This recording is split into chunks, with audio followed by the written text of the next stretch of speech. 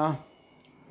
तो अभी पुरुषोत्तम मास का जो बहुत ही पवित्र समय चल रहा है, इसमें हम पुरुषोत्तम मास के महात्म्य को सुन रहे हैं। तो पिछली बार हमने कदर्य ब्राह्मण की कथा जिस बिंदु तक सुनाई थी, तो उस बिंदु तक अब हम संक्षेप से सुनेंगे और उसके आगे की कथा का मैं पाठ करके सुनाऊंगा।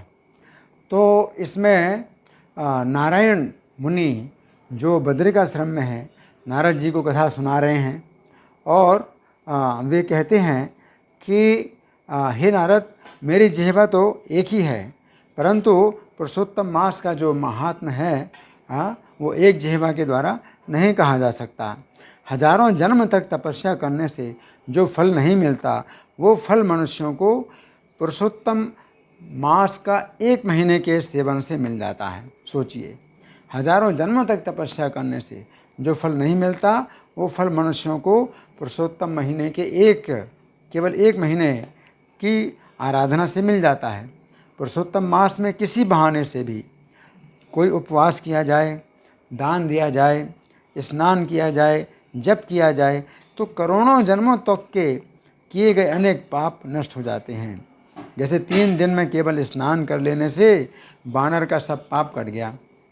तो जब नारायण मुनि ने वानर की बात कही कि वानर का सब पाप कट गया 3 दिन स्नान करने से, तो नारद जी ने जो है इस बात को जो है पकड़ लिया और उन्होंने अब प्रश्न किया कि इसमें जो है आप रहस्य बताइए कि वानर कैसे फल प्राप्त कर सका, क्योंकि सामान्यतया मनुष्य जीवन में ही किसी को अच्छे और बुरे कर्मों के फल प्राप्त होते हैं, तो वानर को कैसे पुरुषोत्तम मास का ये लाभ हुआ।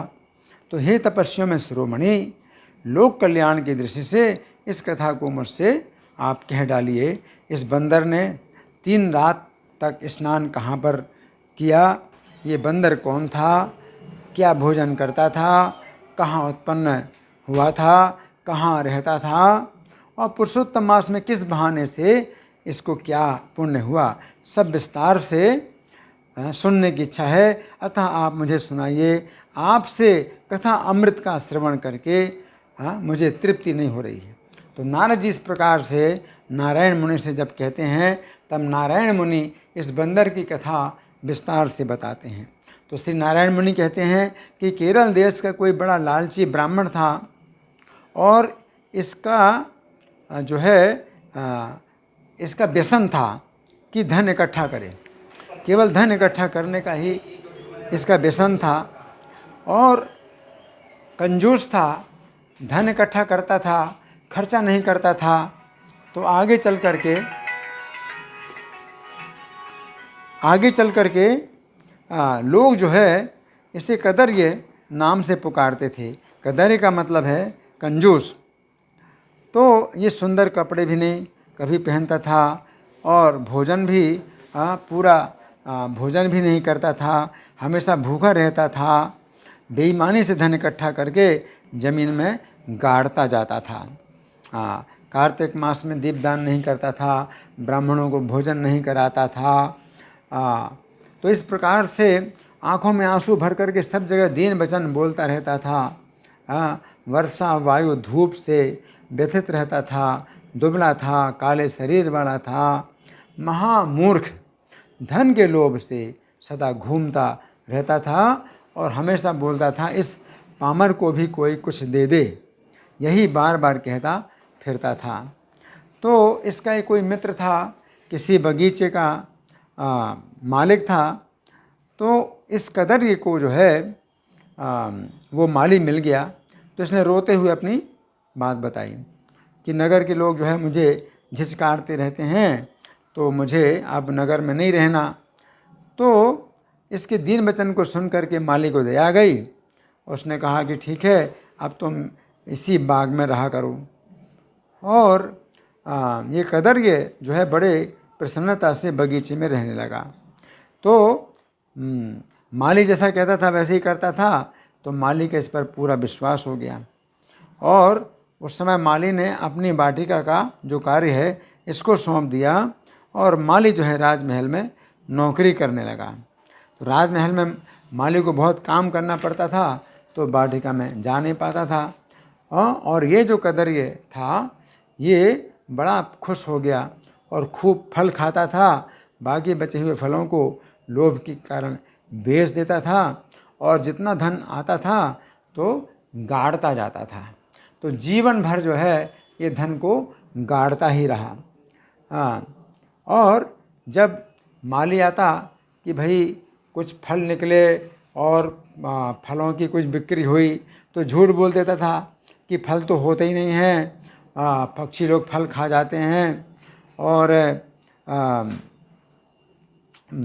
कुछ भी फल नहीं मिल रहा है। तो इस प्रकार से ये जो है विश्वासघात करता था, फलों की चोरी करता था और इस प्रकार से जीवन इसका 87 साल का हो गया और इसकी मृत्यु हो गई। तो रास्ते में कहीं इसकी मृत्यु हुई तो किसी ने भी इसको लकड़ी और आग तक नहीं दी। तो इस प्रकार से अब यमदूतों ने इसको जो है बांधा और यमलोक की तरफ ले गए और मारते मारते ले गए। उस समय ये जो है अब अपने दुष्कर्म बताता था, जीवन भर अपने दोष को नहीं मानता था और बड़ा चिढ़ता था। कोई इसे कदर्य बोले, कंजूस बोले तो बड़ा चिढ़ता था, लेकिन अब जो है खुद ही अपने मुंह से ज़ोर ज़ोर से अपने दोषों को बताता। तो क्या बताता था कि मैं भारतवर्ष में मनुष्य का शरीर पाया, लेकिन धन के लोभ से मैंने कोई पुण्य नहीं किया, व्यर्थ जन्म गंवाया, बहुत दिनों तक जो धन इकट्ठा किया वो भी दूसरों का हो गया और अब मैं क्या कर सकता हूँ। मैंने कोई पुण्य कर्म नहीं किया, ना तो दान दिया, ना तपस्या की, न गंगा के जल में स्नान किया, पुरुषोत्तम मास के अंतिम 3 दिनों में उपवास भी नहीं किया। मेरा इकट्ठा हुआ धन भी धरती में गड़ा रह गया और मैंने अपने भोजन, अपने पेट की आग को भी बुझाया नहीं। मैं हमेशा भूखा बना रहता था, अच्छे कपड़े कभी नहीं दिए, अपने अच्छे कपड़े कभी नहीं पहने, समाज के लोगों को, भाई बंधुओं को, अपने परिवार के लोगों को, ना बहनों को, ना दामाद को भोजन वस्त्र से संतुष्ट किया, ना पिता को, ना माता को, ना छोटे भाइयों को, ना पतिव्रता धर्म पत्नी को या ब्राह्मणों को भोजन वस्त्र से कभी संतुष्ट नहीं किया और एक बार भी इन लोगों को मिठाई खिला करके तृप्त नहीं किया। इस प्रकार विलाप करता रहा और यमराज के पास ऐसे यमदूत ले जाते हैं। चित्रगुप्त ने यमराज से कहा कि हे महाराज, ये ब्राह्मणों में अधम है, इस धन के लोभी दुर्बुद्धि का कुछ भी पुण्य नहीं है। बगीचे में रहते हुए इसने बहुत पाप बटोरा है। माली का विश्वास पात्र बनकर स्वयं फल को चुराता था और जितने पके फल थे खाता था, खाने से बच जाएं तो धन के लोभ से बेचता था। फलों की चोरी करने का पाप और विश्वासघात करने का पाप। हे प्रभु, इसके 2 पाप बहुत भीषण हैं और भी दूसरे पाप हैं। तो उस समय अत्यंत क्रोध में भरकर धर्मराज ने कहा कि पहले ये फलों की चोरी का पाप भोगे तो 1000 बार बंदर की योनि में जन्म लेवे, इसके बाद विश्वासघात करने का जो फल है बाद में भोगेगा। उस समय चित्रगुप्त अपने दूतों से बोले कि अभी तो ये बंदर की योनि में जाएगा, लेकिन बंदर की योनि में जाने से भी पहले इसको प्रेत शरीर प्राप्त होना चाहिए, क्योंकि ये कंजूस होकर के हमेशा भूखा रहता था। अब ये प्रेत शरीर प्राप्त करेगा। तो यमदूतों ने इसको जो है पीटते हुए प्रेत शरीर में कर दिया और फिर ऐसे वन में रखा जहाँ ना फल मिले और ना जहाँ पानी मिले, सुनसान में जो है भूख प्यास से बहुत व्याकुल होकर के घूमता फिरता रहा। तो प्रेत योनि के सब कष्टों को भोग करके अब फलों की चोरी का जो फल इसको मिलना था, तो 1000 बार बंदर की योनि में इसको आना था, तो पहली बार अब बंदर की योनि में आया। तो भारतवर्ष के जम्बू खंड के दिव्य कालिंजर पर्वत पर जहाँ खूब जल है, छाया है, खूब फल है, तो वहाँ पर ये बंदर बना और इंद्र के द्वारा निर्मित किया हुआ एक मृग तीर्थ नाम का कुंड है, तो वहाँ पर ये रहने लगा। तो उस समय नारद जी कहते हैं, नारद जी पूछते हैं कि ये बताइए कि जो मृग तीर्थ का जो इतना पवित्र तीर्थ है, तो वहाँ पर ये दुष्ट बानर कैसे आया, इसका क्या पुण्य था कि उस तीर्थ में ये आ गया। तो नारद मुनि बताते हैं कि जिस समय ये कदर्य ब्राह्मण सब लोगों से भिक्षा मांगता रहता था, उस समय एक चित्रकुंडल नाम के बड़े धनी सेठ थे और उन्होंने अपनी पत्नी के साथ पुरुषोत्तम मास का व्रत किया था। और जब अंतिम दिन आया पुरुषोत्तम मास का, तो चित्रकुंडल सेठ ने श्रद्धापूर्वक भक्तिपूर्वक ब्राह्मणों को जो वेद वेदांग के ज्ञाता थे और पत्नियों के साथ थे, उनको आमंत्रित किया और उन ब्राह्मणों को बहुत दान दिया। और जब पूर्ण संतुष्ट हो गए तो फिर ज़्यादा दक्षिणा भी दी। तो ब्राह्मण लोग अपने अपने घरों को चले गए। लेकिन ये कदर्य धन के लोभ से वहाँ पर आया और रोता हुआ खड़ा रह गया। विनयपूर्वक गदगद वाणी से कहने लगा कि हे वैश्यराज, हे चित्रकुंडल, आपने पुरुषोत्तम मास का व्रत बहुत विधि विधान से किया। ऐसा व्रत आज तक किसी ने भी पृथ्वी में नहीं किया। आज आप कृतकृत्य हैं, सर्वथा भाग्यशाली हैं। परम भक्ति के साथ पुरुषोत्तम भगवान का सेवन किया है। आपके पिता धन्य हैं, आपकी पतिव्रता माता धन्य हैं, जिन्होंने आप जैसे देव प्रिय पुत्र को जन्म दिया। पुरुषोत्तम मास धन्य से भी बढ़कर धन्य है, जिसका सेवन करने से व्यक्ति इस लोक और परलोक के फलों को प्राप्त करते हैं। आपकी इस पूजा को देखकर मैं चकित रह गया। आपने महान कार्य कर दिया। आपने मुदित मन से दूसरे ब्राह्मणों को बहुत दान दिया। आप मुझ अभागे को क्यों नहीं दान दे रहे हैं?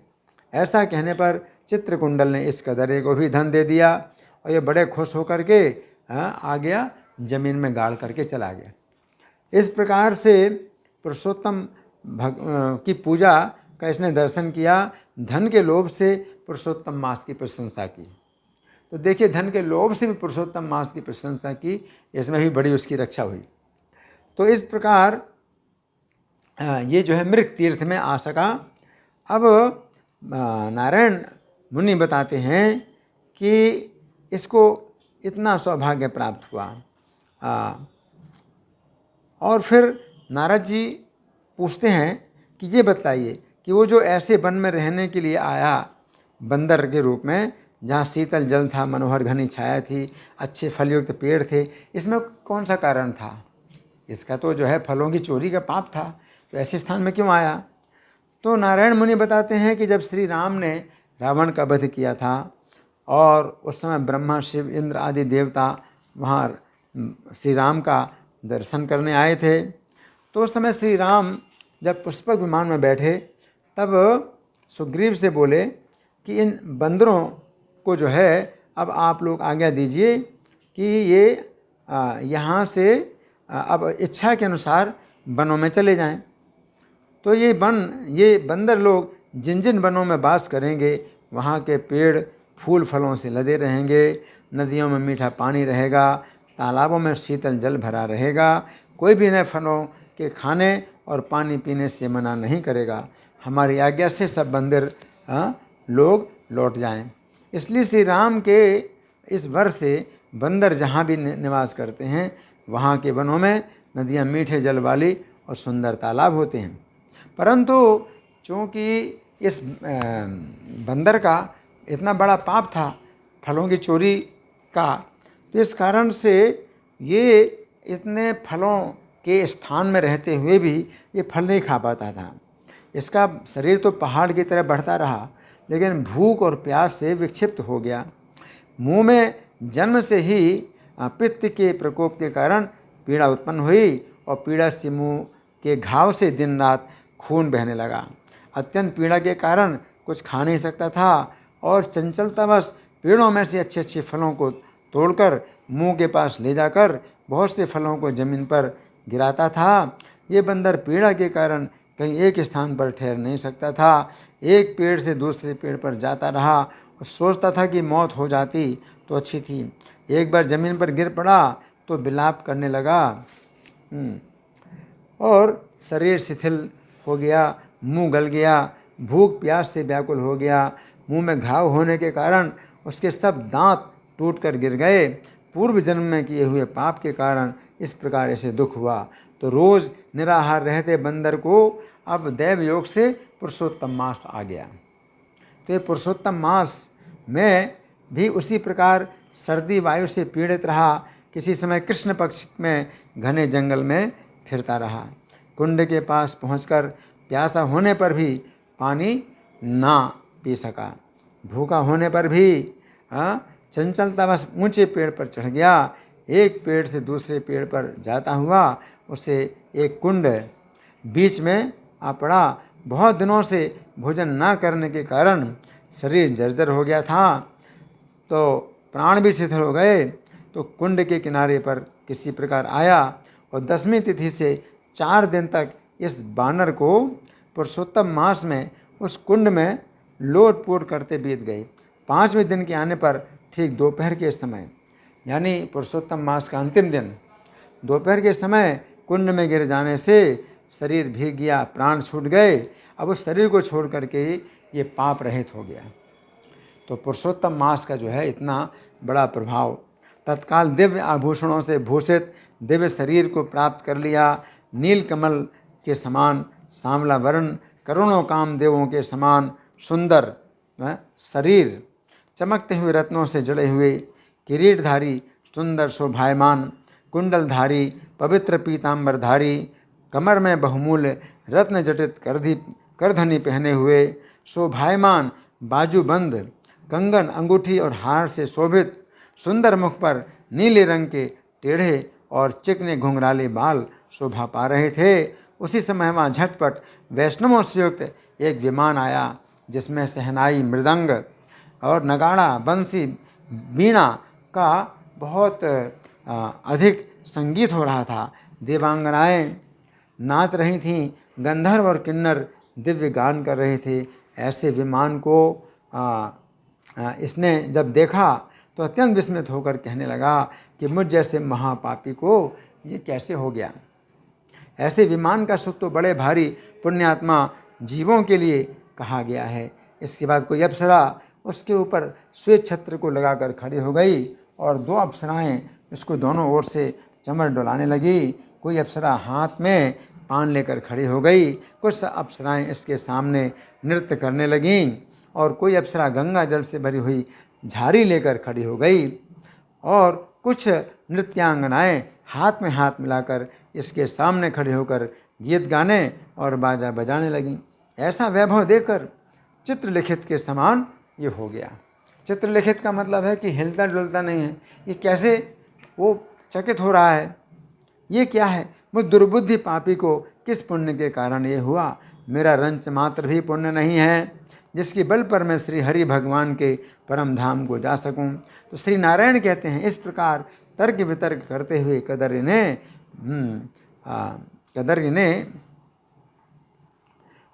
कदरी के हार्दिक अभिप्राय को समझकर उसके सामने नम्रतापूर्वक हाथ जोड़कर उसके चरणों को नमस्कार करके जो विमान के पार्षद थे वे इस प्रकार बोले।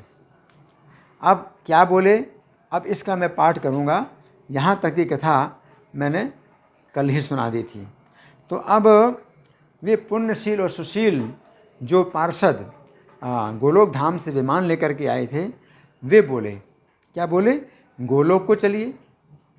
हैं, तो वो बोले गोलोक को चलिए, यहाँ विलम्ब किस लिए कर रहे हैं, आपको तो विशेष रूप से पुरुषोत्तम भगवान का सामीप्य प्राप्त हुआ है। विभो प्रयाहि गोलोकम कथमत्र विलम्ब से पुरुषोत्तम सान्निध्यम त्वया लब्धम विशेषतः। तो कदरी ने कहा, मेरे बहुत तरह के कर्म भोगने योग्य हैं, फिर मेरा उद्धार कैसे हुआ जिससे मुझे गोलोक धाम की प्राप्ति हो रही है। बहूनि मम कर्माणि सन्ति भोजान्यनेकशः केन मे निष्कृतिर्जाता यतो गोलोकमाप्नुयाम्।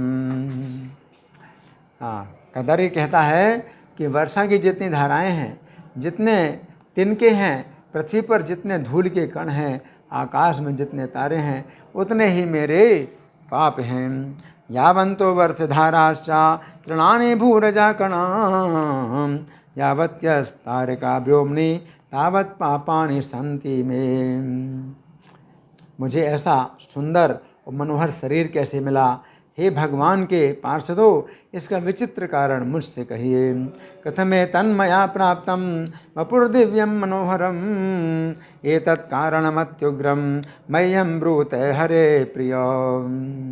तो नारायण भगवान नारद जी से कहते हैं कि कदरे के इन प्रश्नों को सुनकर भगवान के पार्षदों ने कहा, इति वाचम उपाकरण हरेर्दूतावथोचतुः हरिदूतावचतुः अहो देव कथम नैवं विज्ञातम साधनम महन्।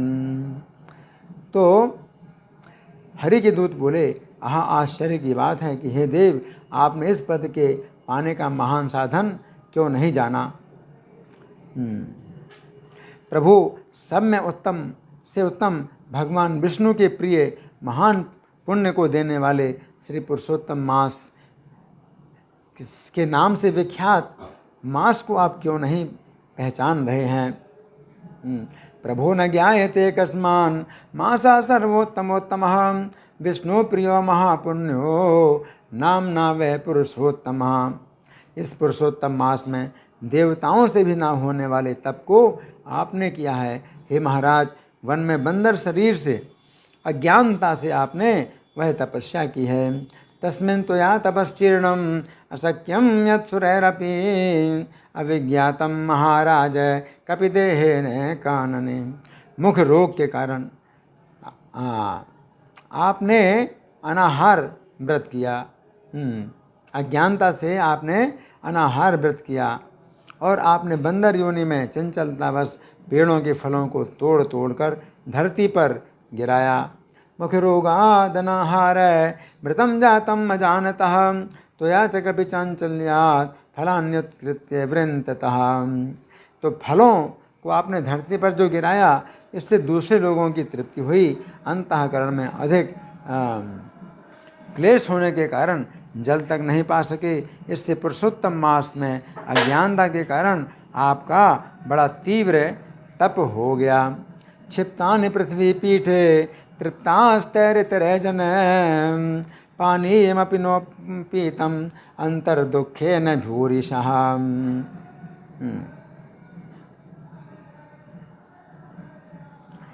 तो जिससे दूसरे लोगों की तृप्ति हुई, अंतःकरण में अत्यधिक क्लेश होने के कारण जल नहीं पा सके। इससे पुरुषोत्तम मास में अज्ञानता के कारण आपका भीषण तप हो गया। संजातम ते तपस्तीव्रम अज्ञानात् पुरुषोत्तमे परोपकारा संजाता फल पातेन ते नघ। वन में घूमते फिरते सर्दी वायु प्यास को सहन किया और श्रेष्ठ मृग तीर्थ नामक महान तीर्थ में 5 दिन गोता लगाया। शीतवाता तपा रौद्रा सोढ़ा विचरता वने महातीर्थे वरे रम्ये पंचाह प्लवनम कृतम। इस तरह श्री पुरुषोत्तम मास में आपको स्नान करने का पुण्य हुआ। इस प्रकार आपके अज्ञान से उत्तम तप हो गया। तस्मात् ते स्नानजं पुण्यम मासे श्री पुरुषोत्तमे एवं रुग्णस्य ते जातम अज्ञानात् तप उत्तमम। सो ये सब सफल हो गया और आपने इसका इस समय अनुभव भी कर लिया कि किसी बहाने से भी पुरुषोत्तम मास के सेवन से आपको ये फलदायक हो गया। तदेतत् सफलम जातम अनुभूतम त्वयाधुना व्याजतोपि कृतेनैव सफलम स्याद्यथा तव। फिर जो व्यक्ति इस पुरुषोत्तम मास में इसके उत्तम महात्म्य को जानकर श्रद्धापूर्वक विधि विधान के साथ कर्म करते हैं तो उनके संबंध में क्या कहने की बात है। किं पुनः श्रद्धेय तस्मिन् मासे श्रीपुरुषोत्तमे विधिना कुर्वता कर्म ज्ञात्वा माहात्म्यमुत्तमम्। आपने अपना जैसा अर्थ साधन किया, वैसा करने में दूसरा कौन समर्थ है। इस पुरुषोत्तम मास में एक भी उपवास कर लेने से लोग पापों से मुक्त हो जाते हैं। यत्त्वया साधितः स्वार्थ तादृं कर्तुं च कः क्षमः यस्मिन्नेकोपवासेन मुच्यते पाप राशि भी। इस मास के समान पुरुषोत्तम भगवान को और कुछ भी प्रीति कारक वस्तु नहीं है। जो पुरुषोत्तम भगवान का व्रत करते हैं वे व्यक्ति धन्य और कृतकृत्य हैं। न तत्तुल्यं भवेत् किंचिन पुरुषोत्तम प्रीतिदं ते धन्या कृतकृत्यास्ते तन्व्रतं ये प्रकुर्वते। इस भूखंड के भारतवर्ष में मनुष्य योनि में जन्म लेना बड़ा दुर्लभ है। फिर जो मनुष्य शरीर धारण करके पुरुषोत्तम भगवान की आराधना करते हैं। दुर्लभम मानुषम जन्म भूखंडे भारताजिरे तादृशम जनुरासाद्य सेवन्ते पुरुषोत्तमम। तो जो पुरुषोत्तम भगवान की आराधना करते हैं वे सदा सौभाग्यशाली पुण्य कर्म के करने वाले पवित्र हैं और उनका जन्म सफल है। जिनका सब में उत्तम पुरुषोत्तम मास स्नान दान जप में बीतता है। ते सदा सुभगात् पुण्यास तेषां च सफलो भवः येषां सर्वोत्तमो मासः स्नान दान जपेर्गतः। श्री पुरुषोत्तम मास में दान और विविध प्रकार के तप ये सब अन्य मासों की अपेक्षा करोड़ों गुना अधिक फल देते हैं। दानानि पितृकार्याणि तपांसि विविधानि च तानि कोटि गुणान्येव संप्राप्ते पुरुषोत्तमे। जो पुरुषोत्तम मास के आने पर स्नान दान नहीं करते उन नास्तिकों पापियों दुष्टों धर्म की ओट में शिकार खेलने वाले मिथ्या आलोचना करने वाले व्यक्तियों को धिक्कार है। धिक्तम च नास्तिकम पापम शठम धर्मे ध्वजम खलम पुरुषोत्तम आसाद्य स्नान दान विवर्जितः। श्री नारायण कहते हैं कि पुण्यशील और सुशील से कथित अपने इस अदृश्य को सुनकर कदर्य हर्षित हो गया, उसका शरीर पुलकित हो उठा। पुण्यशील सुशीलाभ्याम अदृष्टम वर्णितम निजम तच्छ्रुत्वा चकितो हृष्टः पुलकांकित विग्रह। प्रथम तीर्थ के देवताओं को नमस्कार किया उसने। अब तो जा रहा है गोलोक धाम, तो तीर्थ के देवताओं को सबसे पहले नमस्कार किया।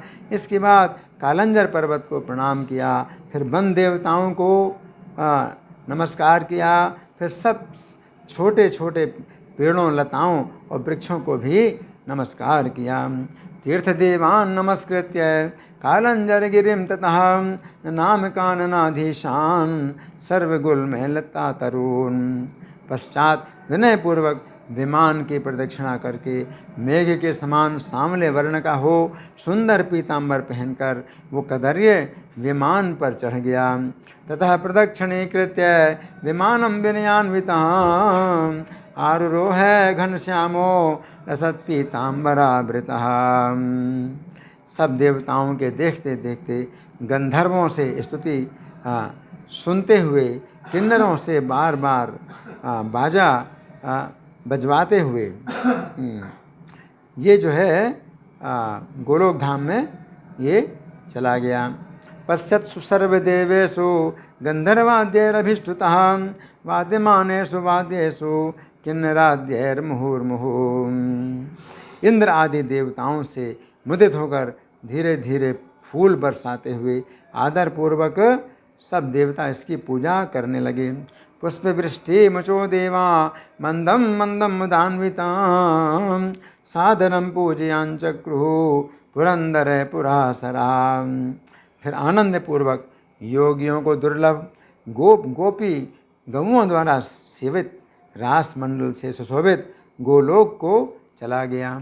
ततो जगाम गोलोकम सानंदम योगी दुर्लभम गोप गोपी गवाम सेव्यम रास मंडल मंडितम।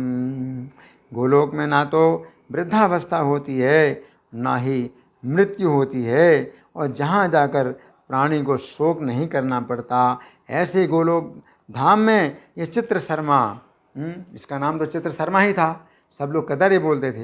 ये चित्र शर्मा पुरुषोत्तम मास के सेवन से चले गए। यत्र गत्वा न शोचन्ति जरा मृत्यो विवर्जिते तत्रासो चित्र शर्मा च पुरुषोत्तम सेवनात्। पुरुषोत्तम मास के सेवन के बहाने बंदर शरीर को छोड़कर दो भुजाधारी हाथ में मुरली लिए भगवान पुरुषोत्तम का दर्शन कर बहुत प्रसन्न हो गए। व्याजेनापि ममोदोच्चैर विहाय वानरं वपुः द्विभुजं मुरलीहस्तं दृष्ट्वा श्री पुरुषोत्तमम्। तो नारायण मुनि कहते हैं कि इस अद्भुत दृश्य को देखकर समस्त देवता चकित हो गए और श्री पुरुषोत्तम की प्रशंसा करते हुए अपने अपने स्थान को चले गए। यदमाश्चर्यमालोक्य देवाः सर्वे सुविस्मिताः स्वं स्वं स्थानं ययुः सर्वे संसन्ताः पुरुषोत्तमम्।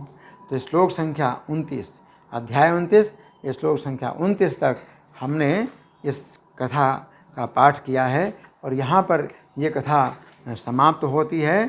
तो पुरुषोत्तम मास का इतना महात्म्य कि एक बंदर को भी जो है कल्पना से भी अधिक फल प्राप्त हुआ, गोलोक धाम की प्राप्ति हुई। धन्यवाद। हरे कृष्ण।